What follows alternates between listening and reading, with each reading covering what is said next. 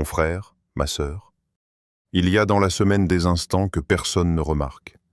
Des moments discrets, silencieux, qui passent sans bruit, mais qui portent en eux une charge invisible. Des moments où le cœur n'est pas distrait par l'agitation, où l'âme cesse un instant de courir, où l'esprit cherche instinctivement un endroit où se poser. Tu l'as peut-être déjà ressenti sans savoir le nommer. Ce calme étrange qui apparaît parfois au début d'un jour. Ce besoin soudain de sens, de clarté, de repos intérieur. Comme si ton cœur, fatigué de supporter le poids du monde, demandait simplement « Où est mon refuge ?»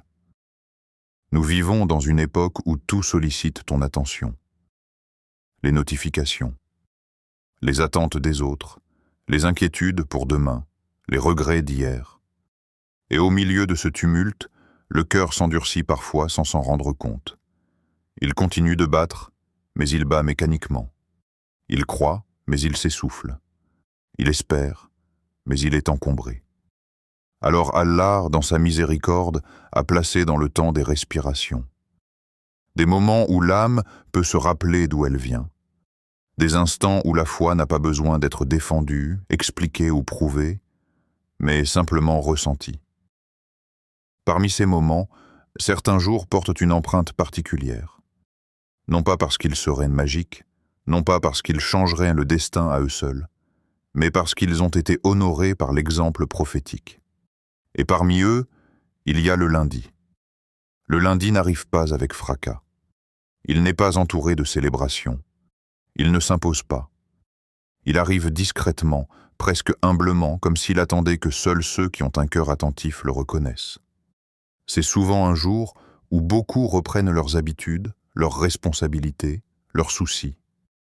Mais pour celui qui regarde avec les yeux du cœur, le lundi est autre chose. C'est un point de départ, un moment de réalignement.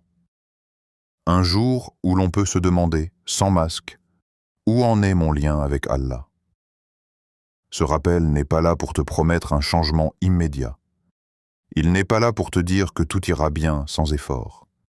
Il est là pour t'inviter à t'arrêter, même brièvement, à écouter ton propre cœur, à reconnaître que parfois, tu avances sans t'arrêter pour respirer spirituellement.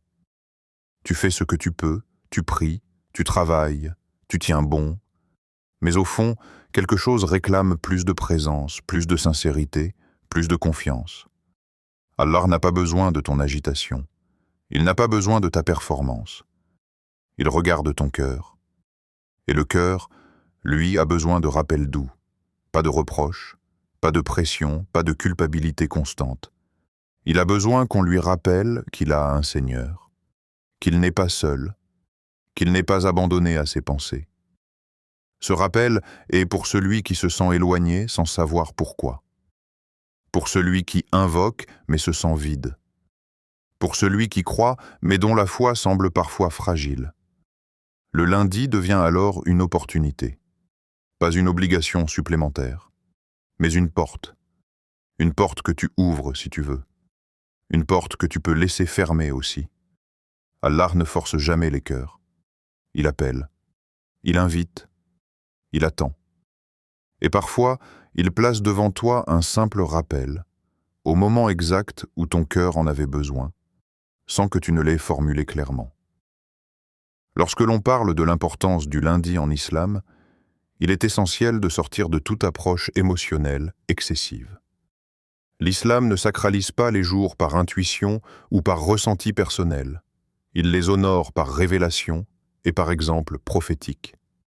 Et c'est précisément ce qui donne au lundi sa valeur. Le prophète n'accordait jamais d'importance à un jour sans raison. Sa vie était une traduction vivante de ce qu'Allah aime. Lorsqu'il faisait quelque chose de manière répétée, ce n'était ni par habitude vide, ni par préférence personnelle, mais parce que ce moment portait un sens spirituel. Concernant le lundi, plusieurs éléments authentiques sont rapportés. Le prophète jeûnait fréquemment le lundi.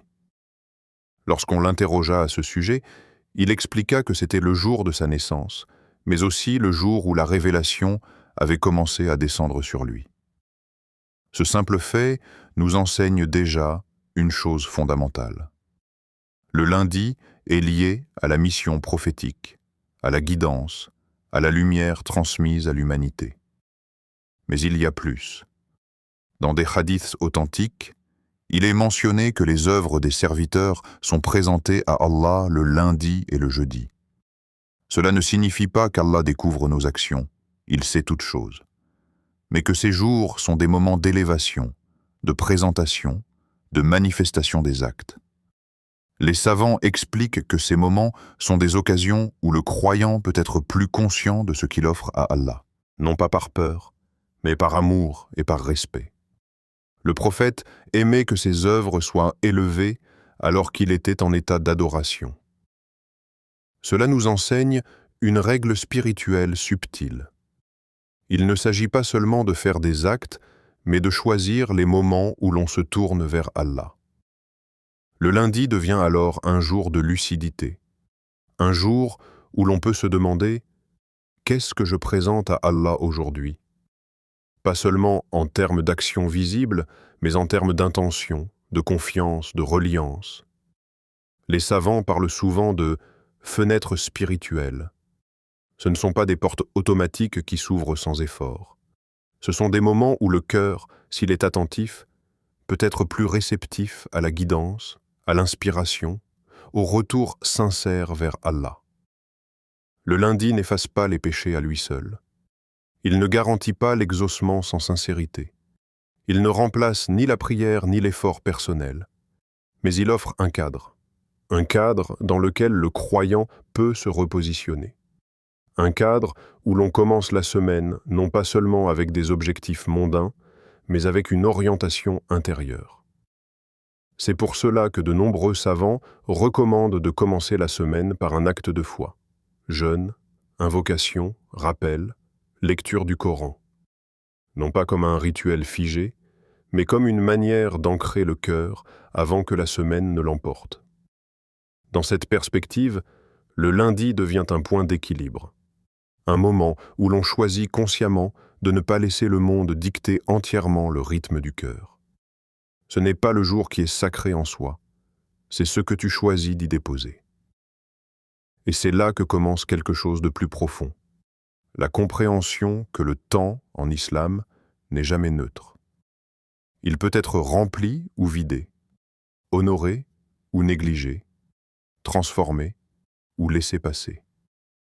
Le lundi, comme d'autres moments bénis, rappelle aux croyants que la foi ne se vit pas seulement dans les grandes décisions, mais aussi dans la manière dont on commence, dont on revient, dont on se recentre.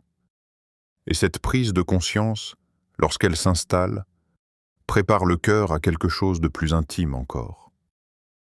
Dans l'islam, la répétition n'a jamais été considérée comme un acte vide. Elle n'a jamais été perçue comme une simple mécanique des lèvres. Au contraire, elle est un outil d'éducation du cœur. Dans un monde où l'on confond souvent nouveauté et efficacité, la répétition peut sembler banale. Certains la voient comme un manque de profondeur, d'autres comme une routine sans saveur. Pourtant, la sunna du prophète nous montre exactement l'inverse. Ce qui transforme réellement le croyant, ce ne sont pas les gestes rares et spectaculaires, mais les actes simples, répétés avec sincérité. Le prophète répétait les invocations du matin et du soir. Il répétait les paroles de glorification après chaque prière. Il répétait la demande de pardon, parfois plus de 70 fois par jour, parfois 100 fois. Ce n'était pas parce qu'il avait oublié qu'il avait déjà demandé. Ce n'était pas parce qu'il doutait de la réponse d'Allah. C'était parce que la répétition travaille le cœur. Le cœur humain est instable. Il se renforce puis s'affaiblit. Il s'ouvre puis se referme. Il s'illumine puis se trouble. La répétition agit comme une ancre. Elle empêche le cœur de dériver trop loin. Chaque invocation répétée ramène l'âme vers sa direction première.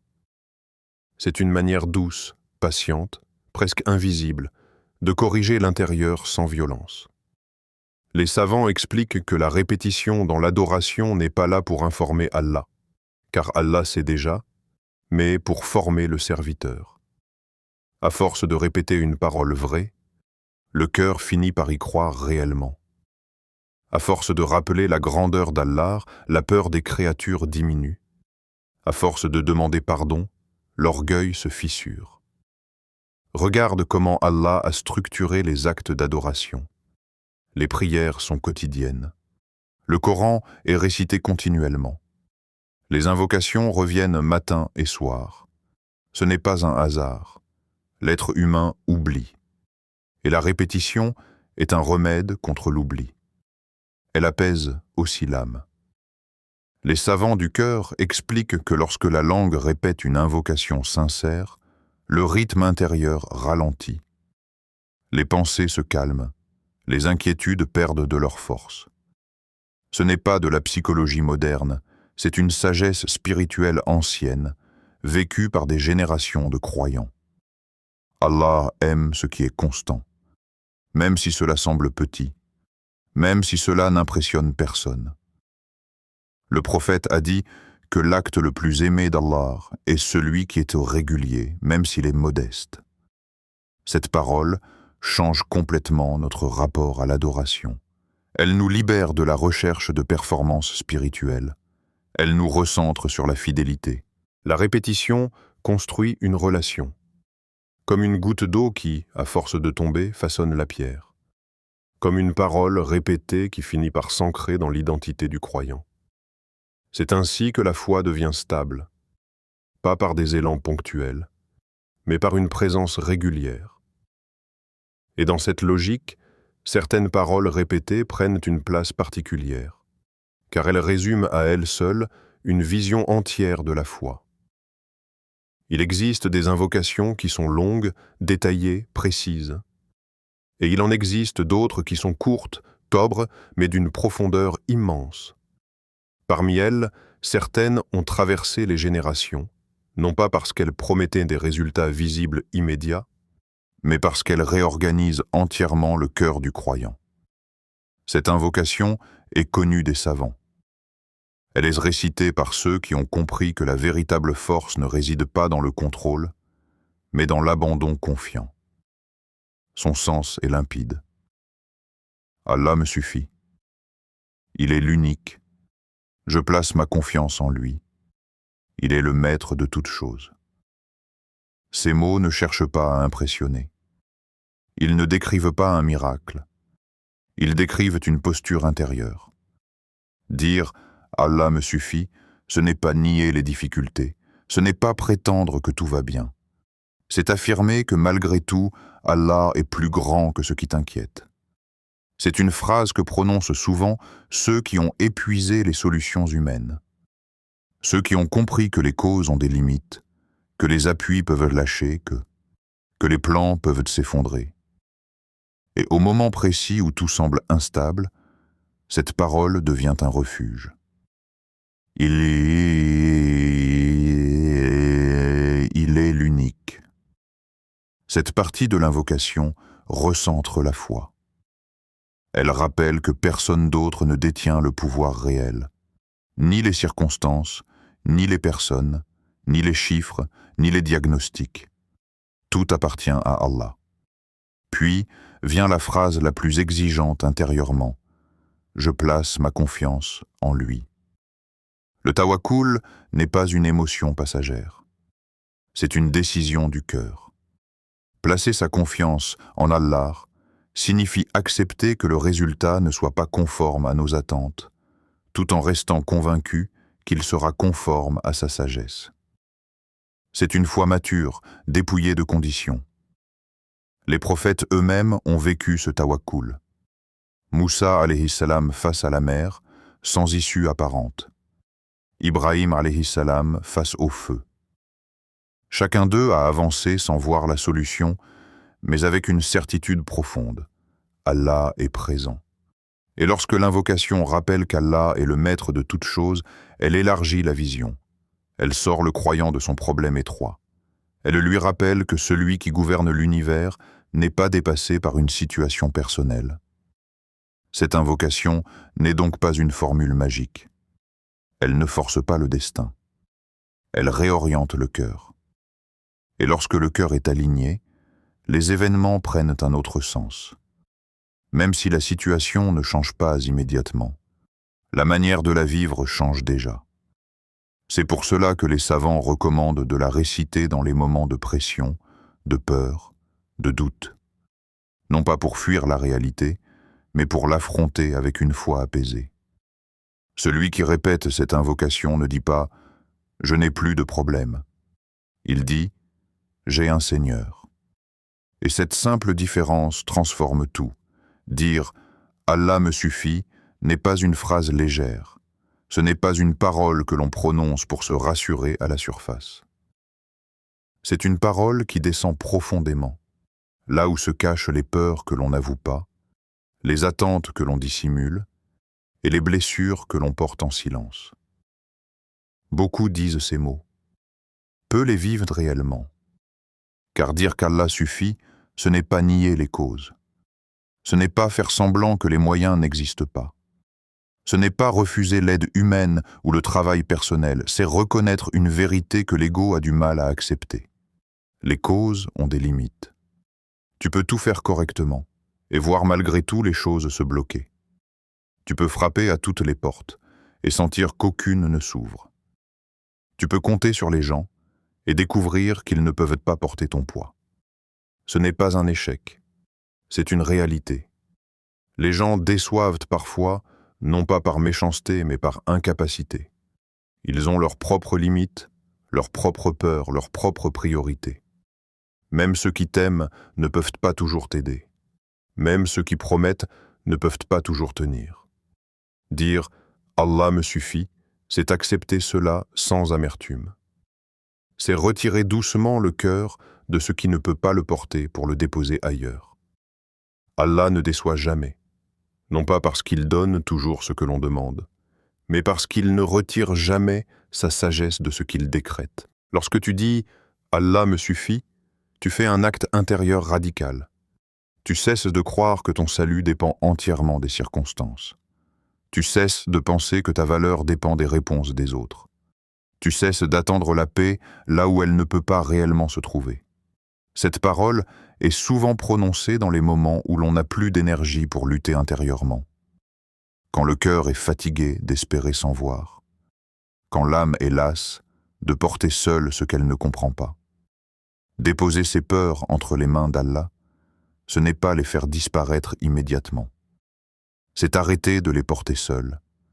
C'est reconnaître que certaines angoisses sont trop lourdes pour le cœur humain, mais pas pour le Seigneur des cœurs. Déposer ses attentes, c'est accepter que ce que tu imagines comme solution n'est peut-être pas celle qu'Allah a choisie. Et que sa vision dépasse la tienne, même lorsque cela dérange ton désir immédiat.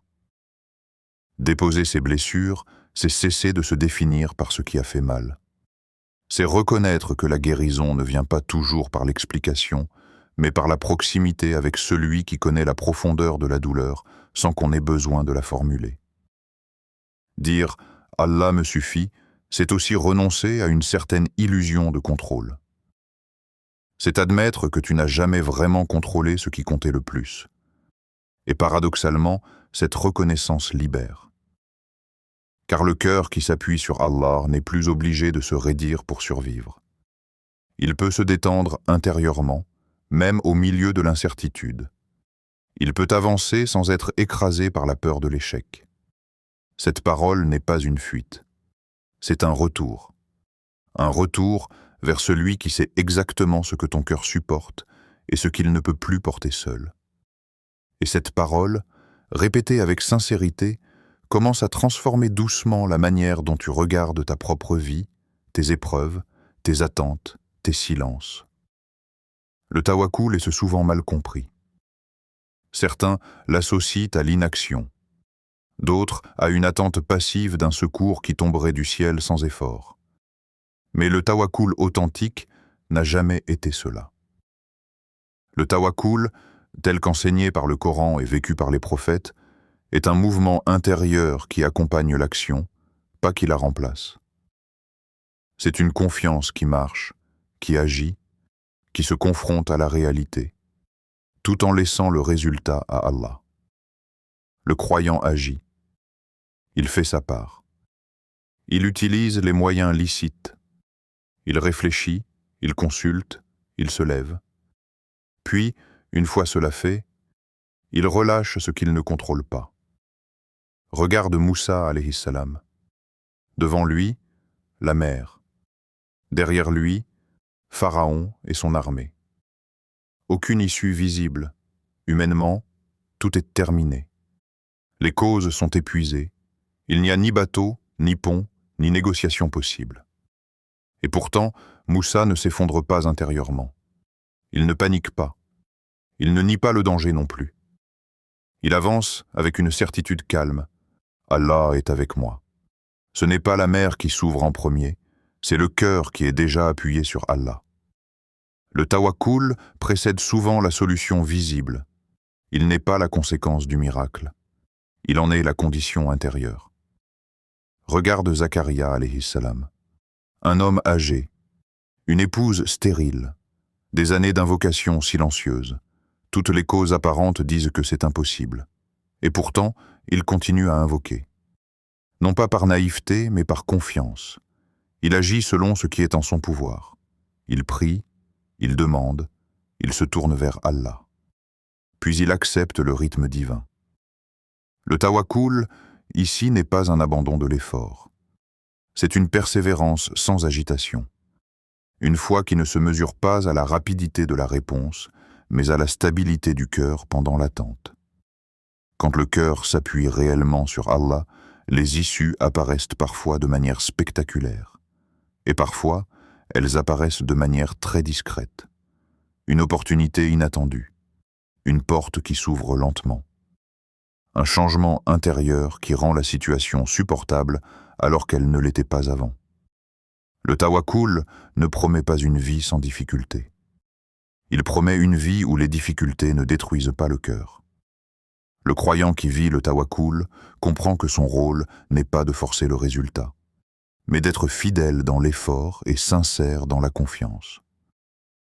Il agit sans arrogance et il accepte sans désespoir. C'est pour cela que le tawakkul est un équilibre. Trop d'action sans confiance épuise. Trop de confiance sans action trompe. L'islam appelle à marcher entre les deux.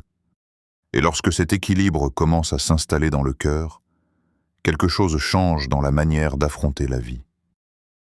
Les obstacles ne disparaissent pas toujours, mais ils perdent leur pouvoir d'écraser l'âme.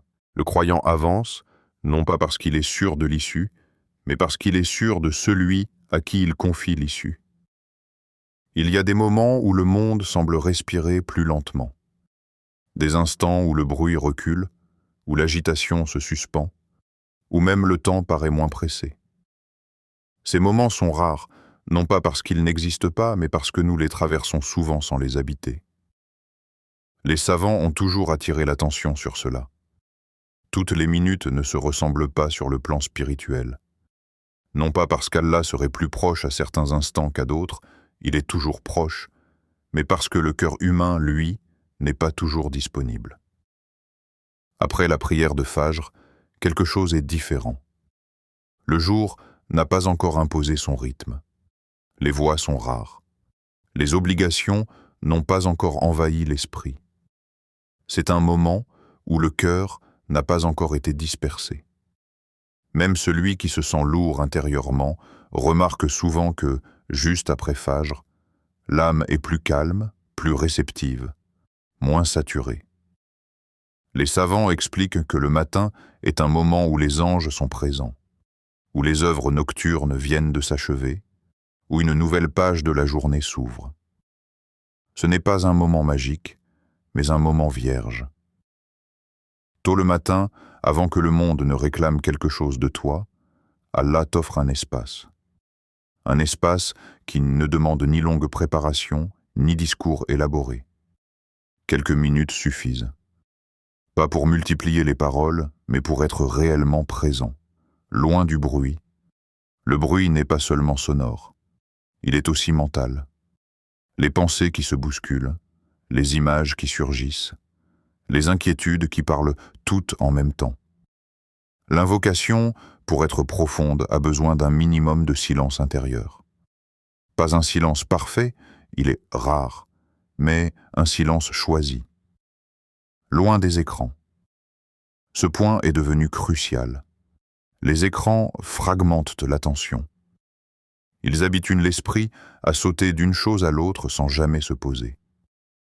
Lorsqu'on invoque juste après avoir regardé un téléphone, le cœur est souvent encore ailleurs. Les images persistent. Les pensées sont dispersées. S'éloigner volontairement de l'écran, même quelques minutes, est déjà un acte spirituel. C'est dire à son cœur, ce moment est différent. Ce moment n'est pas consommable. Il n'est pas rapide. Il n'est pas pressé. Quelques minutes suffisent. Cette phrase libère. Elle enlève la pression.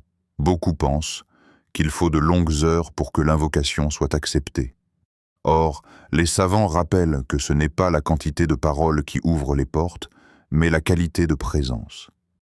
Une invocation courte, faite avec un cœur attentif, peut avoir plus de poids qu'une longue invocation récitée machinalement.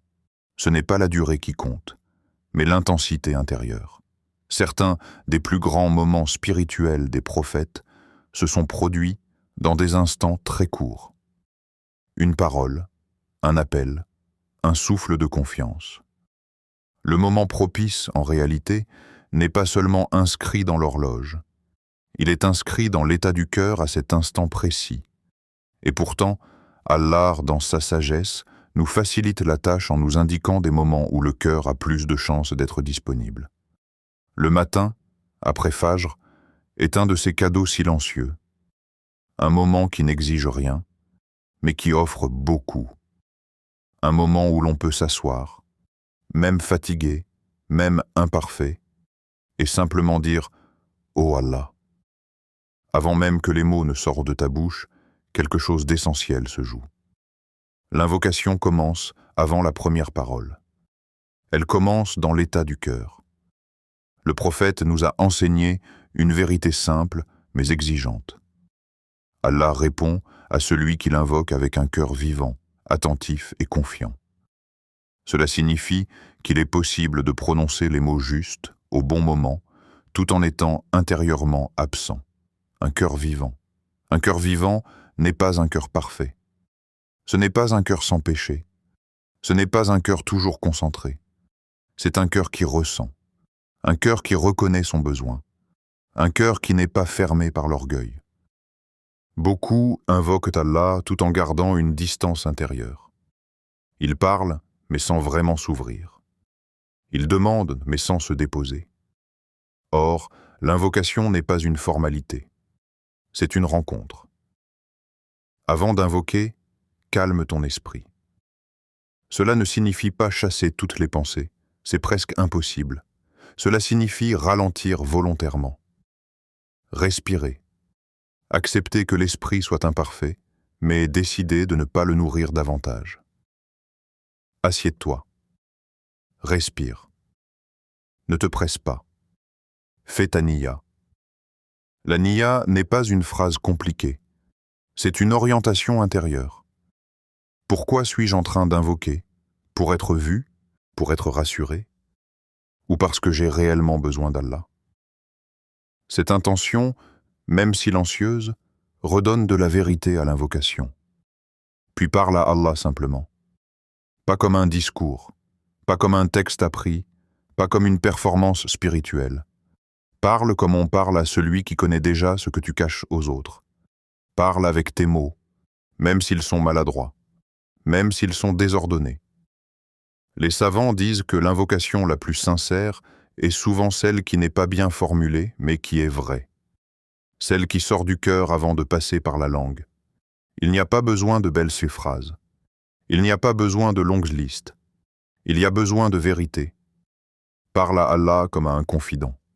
Quelqu'un à qui tu peux dire ce que tu n'oses pas dire ailleurs. Quelqu'un à qui tu peux avouer tes peurs sans honte, tes doutes sans masque, tes faiblesses sans justification. Un cœur confiant.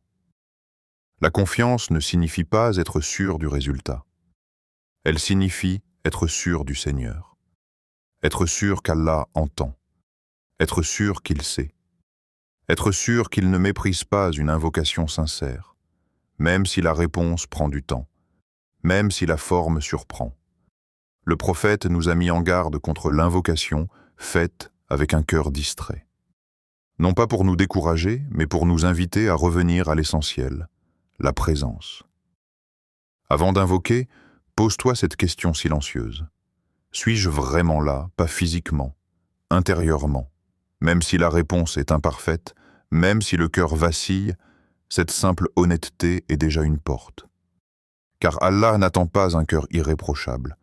Il attend un cœur qui se présente tel qu'il est. Et lorsqu'un cœur se présente avec vérité, même fragile, même hésitant, quelque chose commence déjà à s'ouvrir à l'intérieur. La constance est l'un des concepts les plus mal compris dans la vie spirituelle. Beaucoup associent la foi à des moments forts, à des élans intenses, à des instants où le cœur est submergé d'émotions. Et pourtant, l'islam nous enseigne autre chose. Ce qui transforme réellement le cœur, ce n'est pas l'intensité ponctuelle, mais la fidélité dans le temps. Certaines réponses sont immédiates. Cela arrive.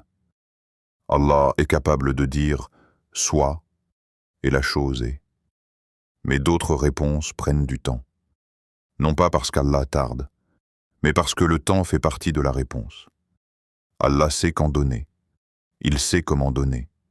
Et surtout, il sait ce qui est réellement bon pour toi, même lorsque cela contredit ton désir immédiat. La constance transforme l'invocation. Elle la fait passer d'un simple cri ponctuel à un chemin intérieur. Quand tu invoques une seule fois, tu demandes. Quand tu invoques régulièrement, tu construis une relation.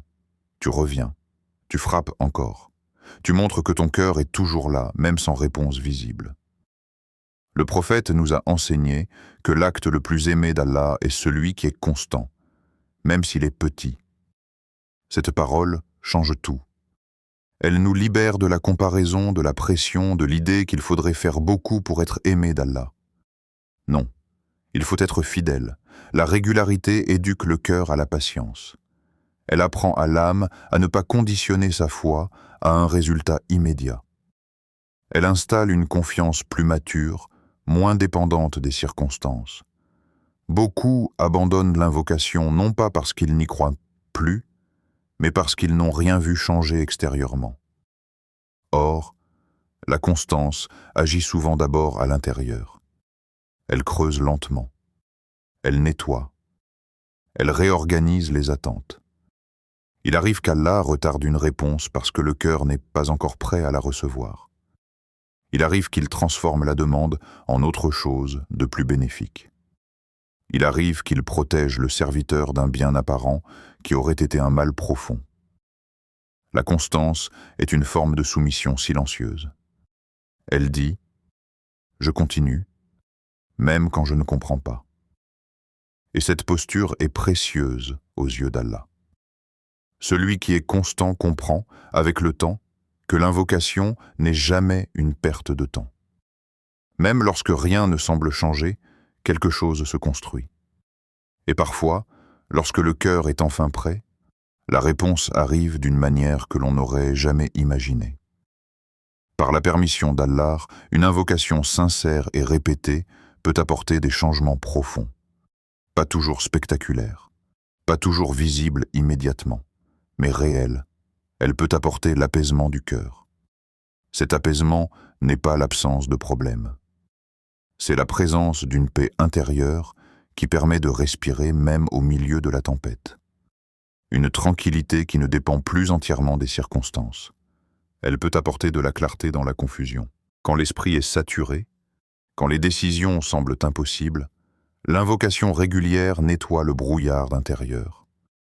Les choses ne deviennent pas forcément simples, mais elles deviennent plus lisibles. Elle peut apporter de la patience dans l'épreuve. Non pas une patience résignée, mais une patience consciente. Celle qui permet de tenir sans se durcir, d'attendre sans se fermer, de traverser sans se perdre. Elle peut ouvrir des portes là où tout semblait bloqué, parfois de manière directe, parfois par des chemins détournés, parfois par une transformation intérieure qui rend possible ce qui ne l'était pas avant. Et parfois, la situation change réellement. Un problème se résout, une issue apparaît, une porte s'ouvre. Parfois, ce n'est pas la situation qui change, mais le cœur. Et ce changement intérieur modifie toute la manière de vivre l'épreuve. Ce qui semblait insupportable devient traversable. Ce qui semblait écrasant perd de son poids. Et parfois, les deux changent ensemble. Allah est capable de transformer l'extérieur et l'intérieur. Mais il commence souvent par ce qui est le plus profond, car c'est là que se joue la véritable stabilité du croyant. L'invocation n'est donc pas seulement un moyen d'obtenir. C'est un moyen de devenir plus conscient, plus confiant, plus enraciné. Et cette transformation, lorsqu'elle s'installe, modifie la relation au temps, aux attentes, aux peurs. Le croyant cesse de mesurer la valeur de son invocation uniquement à ce qu'il reçoit. Il commence à percevoir ce qu'il devient à travers elle. Il n'y a ici aucun défi, aucune promesse à faire, aucune pression à ressentir. Seulement une invitation simple. Si tu le peux, choisis le lundi. Pas parce que c'est obligatoire, mais parce que c'est un point d'ancrage. Choisis un moment calme, même bref, même imparfait. Répète cette invocation avec présence. Pas mécaniquement, pas pour cocher une case. Fais-le avec confiance.